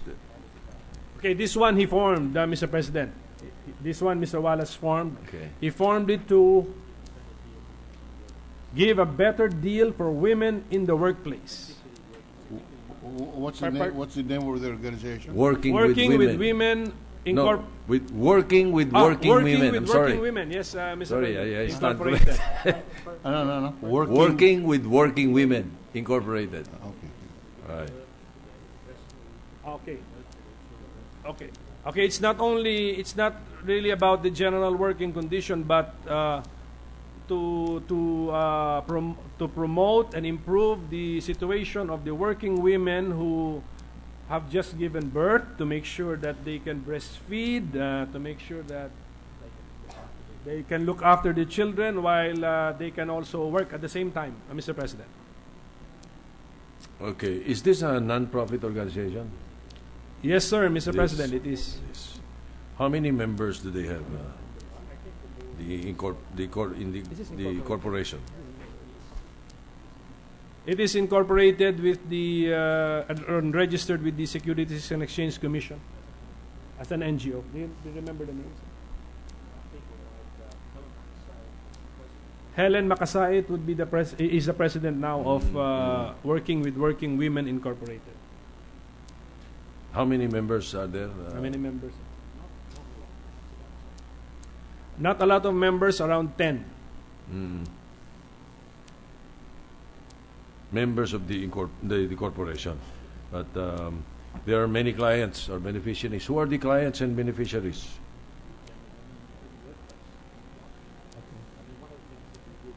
More or less in the labor force. Okay. Actually, he can no longer give us a number, Mr. President, but the beneficiaries of WWWW would be generally the women in the workplace and milk code. Okay, and then this particular organization studied the milk code and then actually proposed amendments to the milk code. Okay.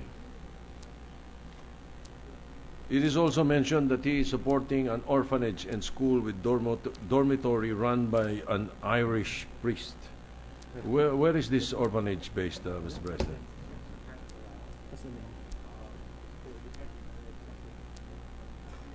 It's in Sapang Palay. That's in Quezon City. Del Monte, Quezon City. Sapang Palay. And then it's called Ateneo? Ateneo Casa de Familia. That's the name of the orphanage, Mr. President. But it is not related to the university. Okay. Okay.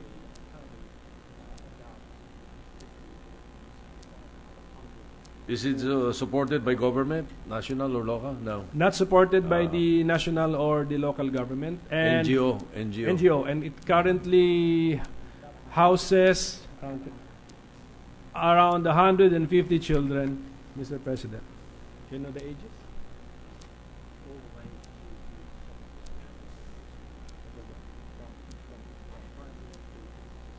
From 5 years old to... And the kids would be around from 5 years old to 16 years old, Mr. President. And they are taught technical skills while they are in the orphanage, Mr. President. It's an orphanage. Yes, an orphanage. So, yes, it is. Okay, the core concept is an orphanage, but of course, other children in the area are also welcome to be benefited by the programs of the orphanage, Mr. President. What are the other non-profit or civic organizations established by Mr. Wallace? Many.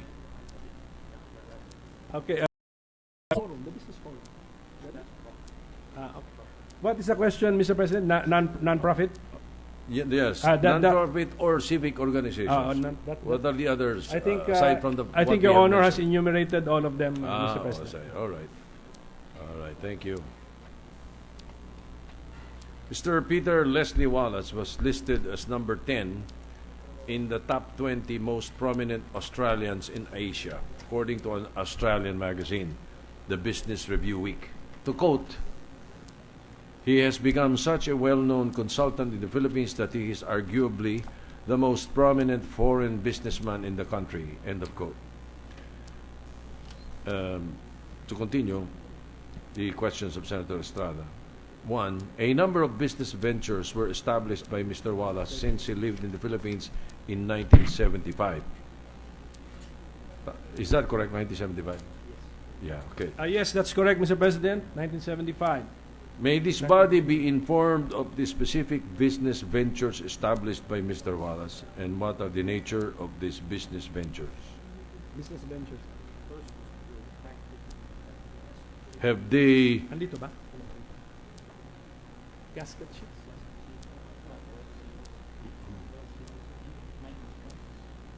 The first was he built a factory to manufacture what is called maintenance products like gasket sheet, what else? Oil seals. That's it. Those are the products, Mr. President. And when do you remember the time? That was 1975 to 78, Mr. President. Okay. And then after that, he took over a company manufacturing rope, which was based in Davao. What did they use as rope? That is my question. That's not Senator Estrada's. What did you use as rope? I'm just curious. Abaca. Abaca and Manila hemp, Mr. President. Abaca and Manila hemp. All right, thank you. And they went to synthetic later on, sir. Iba ba yung abaca sa Manila hemp? Iba ba yun? Synthetic later on. Later on, yes, sir.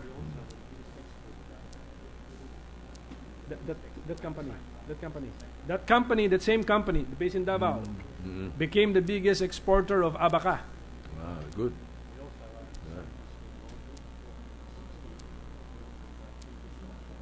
460. And then your family. And then, Mr. Wallace, through his company, also owned and operated 460 laundry, dry cleaning shops all over the country, Mr. President. Oh, wow. What is the name? Sanitary Steam Laundry. Yes. Sanitary Steam Laundry. Mr. Wallace established the Wallace Business Forum, which has, quote, provided advisory services to more than 160 multinational corporations and aid agencies, as well as advising successive Philippine governments on foreign investments. What are the specific positions that Mr. Wallace held in government? That is the question. In government, sir. In government.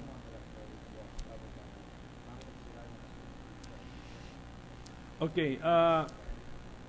He has not held a government position unless this is a government position. He was once upon a time a member of the Market Surveillance Committee of WESM.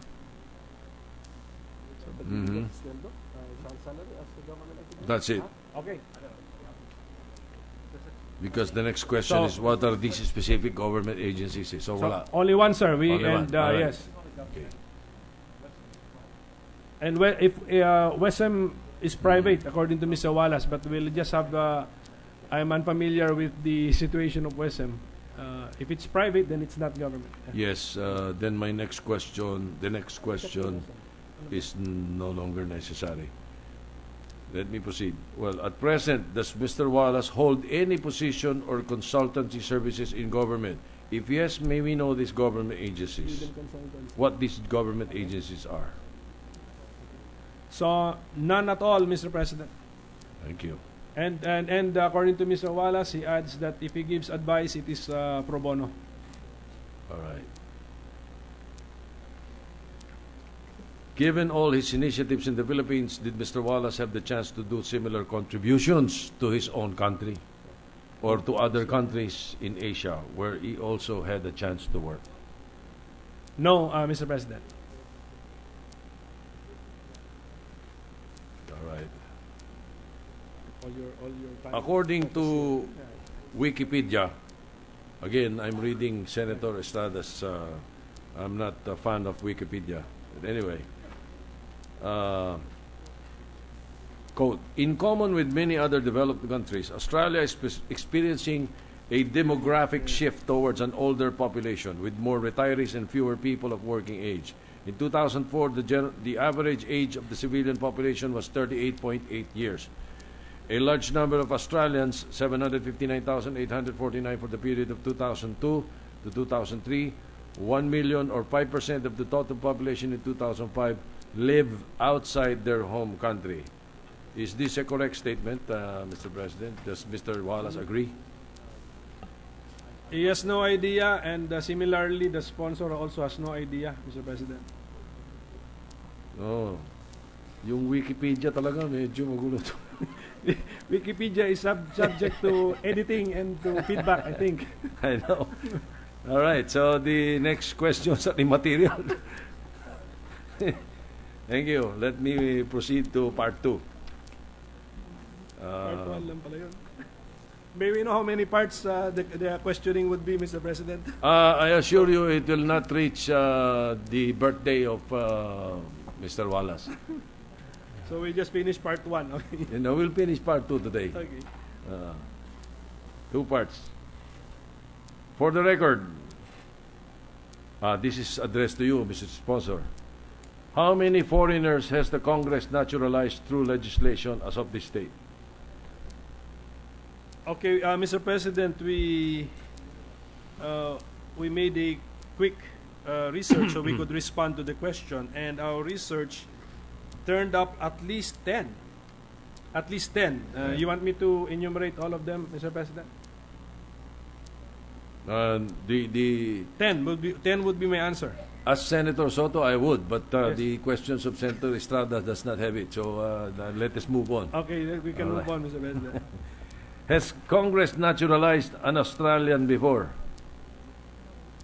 If yes, who? No Australian on the list of 10, which was the product of our Ah. research, Mr. President. Very nice. So the next 4 questions are immaterial. And just to add, Alright. Mr. President, no, so that maybe if some people can research earlier, but the first entry in our list was a granting of Philippine citizenship on September 9, 1968. Okay. So at least we stopped there. So Okay. Let me suspend Senator Estrada's question. Let me bring in my question. Who are the 10? yeah, you want the 10? Okay. We have one Patricia B. Rosal, September 9, 1968.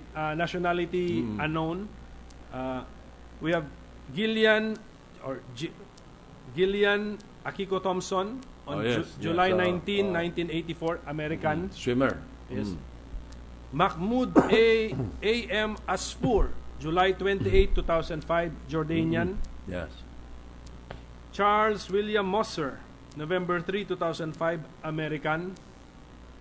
Michael G.J. Gleisner, November 30, 2006. We are not sure, maybe German. Jose R. Rodriguez, June 29, 2007. I have no information as to the citizenship. Not Ambassador Rodriguez, huh? I No, don't know kapangalan. Sige, go ahead, this go is a ahead. very common name. Yes. Mr. President. Reverend Father Ulrich H. Schleck on January 9, 2007, who is German. Marcus Eugene Douthit on March 12, 2011, The basketball American. player. Yes. Jessie Josephine Co. Lichauco on January 9, 2013, Yes, Cuban American. Yes. And Sponsored then, by the Senate President. I remember. yeah, that's correct. Go ahead. Okay. The Senate President is nodding, so he remembers the case. And then Andre Blatch, June 11, 2014, Basketball player. another American. He was the last one. So this is the first Australian. As far as if we have made an exhaustive research, Mr. President, then he would be the first Australian. All right. Let me continue with the questions of Senator Estrada. As an Australian, what rights, benefits, and privileges is Mr. Peter Leslie Wallace enjoying at present, even if he is residing in the Philippines? No, These are the rights, benefits, and privileges that he will be foregoing, if any, if he is granted Philippine citizenship. Or you lose anything. And he's not aware of losing anything, Mr. President, and this is now my answer. Maybe he does not care if he loses anything, but he wants to be Filipino. All right.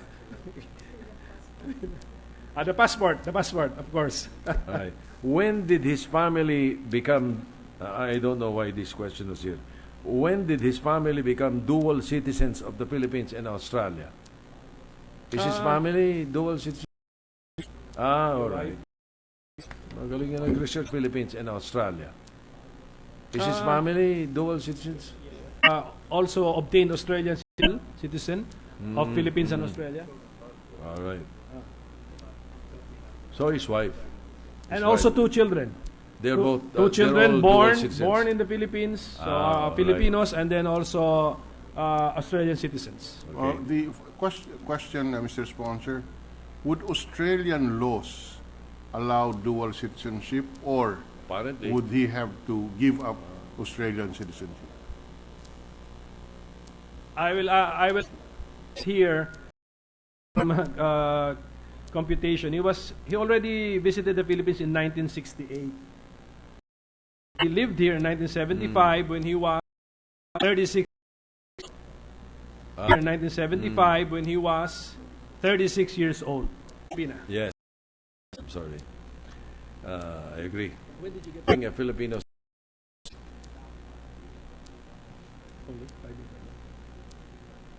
and the Philippines. Did you already become? Okay.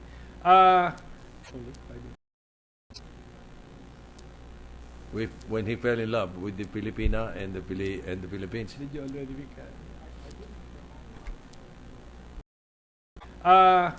To be Answers my next two.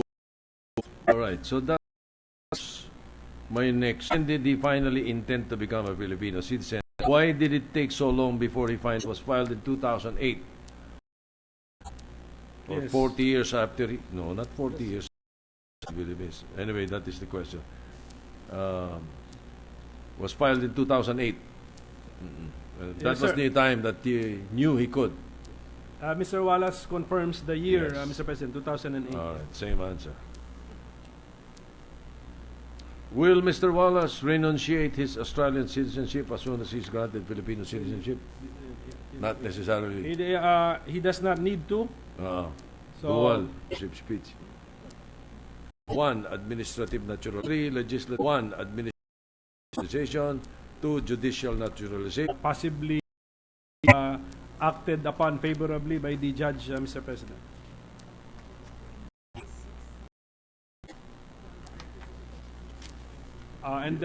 This is anecdotal, Mr. President, according to who has handled the case. 7.3, entitled An Act to Provide for the Acquisition of Philippine Citizenship by Naturalization and to repeal Acts number 20. Living. Presumes that Mr. Wallace qualified, does he not? He had a good moral character. At least no one has character. At least no one has Own real estate in the Philippines not less than 5,000 pesos in currency, or must have some known lucrative trade, profession, or lawful occupation. Is Mr. Wallace qualified on this requirement? Yes. I think so. We have gone through his business interest and of course his real property. I'm sure his work. And alabang. Definitely more than 5,000 pesos. Ano? And but Ang luma nitong batas na ito. yes, that's why we are also reviewing this law Yeah, in it's the quite Committee an on old- Justice. yeah. And Mr. President, we're just going through the requirements of Commonwealth Act 473, but actually this is for judicial processes. Okay. But we will just All right, yes, yes. as if we are the court. All right. 5th, he must be able to speak and write English or Spanish and any one of the principal Philippine languages. Does he qualify on this requirement? School age in any of the public schools or private schools recognized by the Office of Private Education of the Philippines, where the Philippine history, government, and civics are taught or prescribed as Sydney came back. Let me add that this is a requirement in a I know, President, but I just have to go through the process. and you are not required to possess all of these. Let me just go to, I will skip 1, 2, 3, 4, 5. 5 points, all related to that. And go to probably the reason why he's asking this. Had Mr. Wallace started the process of in 2000 since the 14th Congress? Senate Bill 2381 was filed by Senator Marojas on...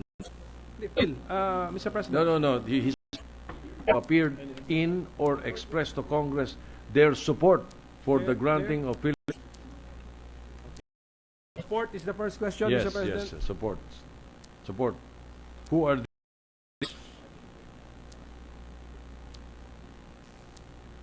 We have persons or for 1992 to 95 mail, and then Government Association of the Philippines. Map in a letter addressed to the Speaker. We have the questions na lang. 2 to 3 we have questions na lang. the Tapos na. Phoenix Financial Map in a letter addressed to the Speaker. We have the 2 to 3 we have questions na lang. the Tapos na. Phoenix Financial Executives Institute of the Philippines. Committee hearing, Mr. President. No, I do not know if there are, but we can say. I think we can safely assume there are not. Because it would have been forwarded to you. And say, I think we can safely assume there are not. Because it would have been forwarded to you if there were. Right. Yeah. So, Committee. Okay.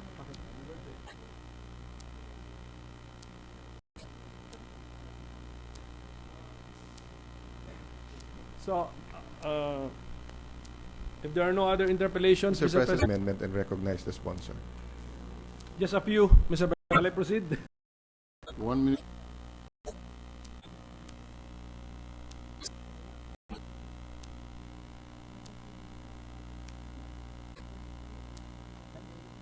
Ang haba ito.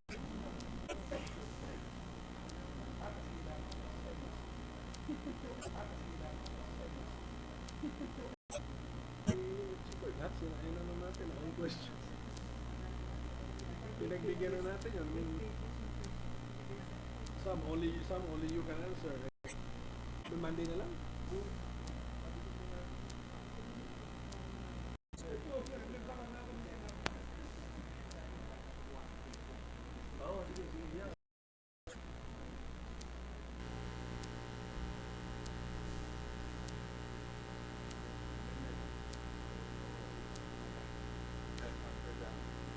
Individual.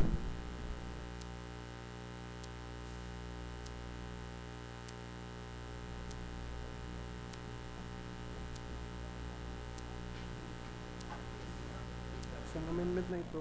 Isang amendment ito. So, kumita na mo. Close muna. Close na? Yung interpolation. Ready to resume, Mr. President. Session is resumed. Mr. President, we're still taking up House Bill number 4537 under Committee Report number 77, and I move that we open the period for committee amendments. In order. I move that we recognize Senator Pimentel. Senator Pimentel is recognized. Effects and subject to the same conditions as provided under the Constitution to the phrase under the Constitution and the laws of the Republic of the Philippines. I so move, Mr. President. Are there any objections? If none, the amendment is carried. Second amendment would be the deletion of the entire Section 2 so that this will be replaced with a new Section 2 to read as follows. Section 2.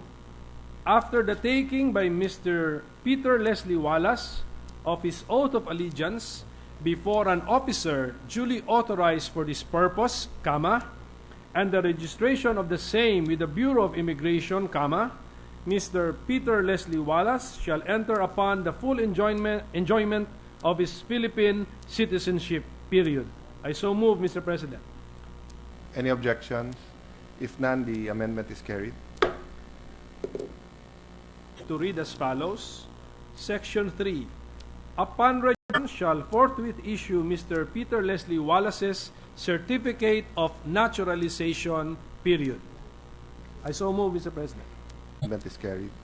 And the last proposed amendment, Mr. President, is that the original Section 3 will now become Section 4, and on line 10 thereof, delete the phrase,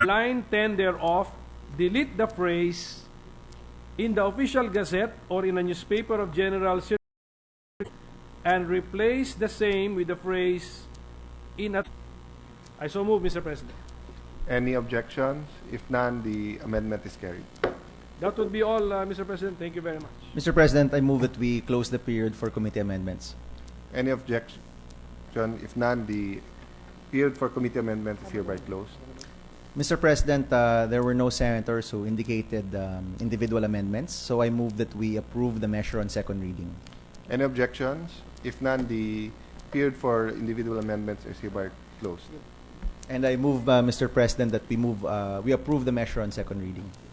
There's a motion for the approval of committee report number 77 of House Bill 4573 on second reading. Any objection? If none, it's approved on second reading. Congratulations. Mr. President, I move that we suspend consideration of House Bill number 4537, committee report number 77. It's hereby the consideration of House Bill 4537 under committee report 77 is hereby suspended. Mr. President, on a final matter, and I say this as the primary sponsor of Senate Bill number 2212. I have the honor to submit a copy of the conference committee report with a joint explanation on the disagreeing provisions of Senate Bill number 2212, an act to actively promote entrepreneurship and financial education among Filipino youth, and House Bill number 5603, entitled An Act Promoting the Entrepreneurship and Financial Literacy Program among the Filipino youth by instituting mechanisms and strategies, as my sponsorship speech, and consider it read in toto into the records, Mr. President. The consideration of conference committee report on disagreeing provisions of Senate Bill number 2212 and House Bill number 5603 is now in order.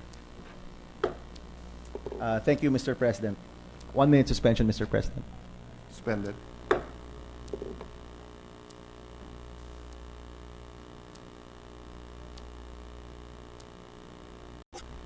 Ready to resume, Mr. President.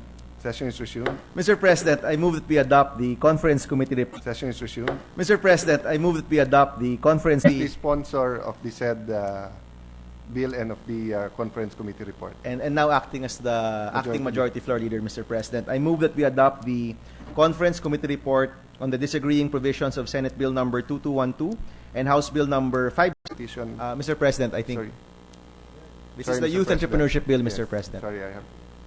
It's a number. There is a motion to adopt the conference committee report on disagreeing provisions of Senate Bill number 5603 and Senate Bill 2212. Is there any objection? Hearing none, the conference committee report is hereby adopted. Thank you very much, Mr. President. Mr. President, I move that we adjourn the session until 3 o'clock in the afternoon of Monday, June 1, 2015. Session is adjourned.